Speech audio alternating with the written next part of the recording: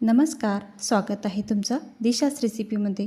आज आपण बघणार आहोत पौष्टिक आणि गुणकारी कटुरल्याची भाजी। आमच्याकडे याला कटुरले म्हणतात, तुमच्याकडे काय म्हणतात कमेंटमध्ये मला नक्कीच कळवा।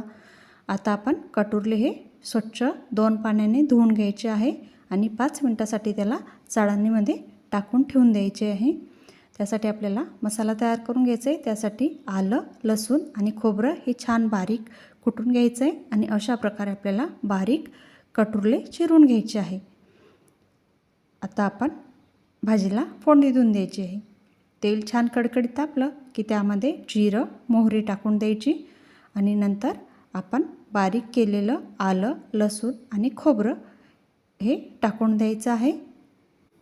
नंतर आवडीनुसार तिखट टाकायचं आणि अर्धा चम्मच धना पावडर, अर्धा चम्मच हळद आणि अर्धा चम्मच घरगुती गरम मसालासुद्धा आपल्याला त्यामध्ये टाकून द्यायचं आहे।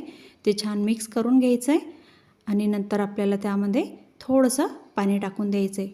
त्याच्याने आपला हा मसाला छान परतला जाईल आणि छानपैकी शिजेल पण।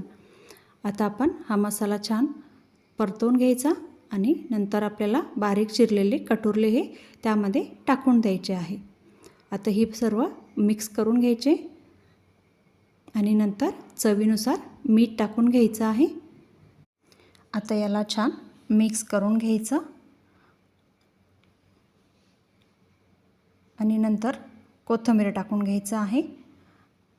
आता सर्व छान परतवून घ्यायचं, मिक्स करून घ्यायचं आणि नंतर आपल्याला यावर 5 ते 7 मिनिटासाठी झाकण ठेवून द्यायचं आहे। कटुरले खूप लवकर शिजतात, त्यासाठी लवकर बघून घ्यायचे आणि नंतर कटुरले आपले शिजलेले आहे, भाजी तयार झालेली आहे। तुम्हाला जर माझी रेसिपी आवडली असेल तर माझ्या रेसिपीला लाईक करा आणि चॅनलला सबस्क्राईब करा। धन्यवाद।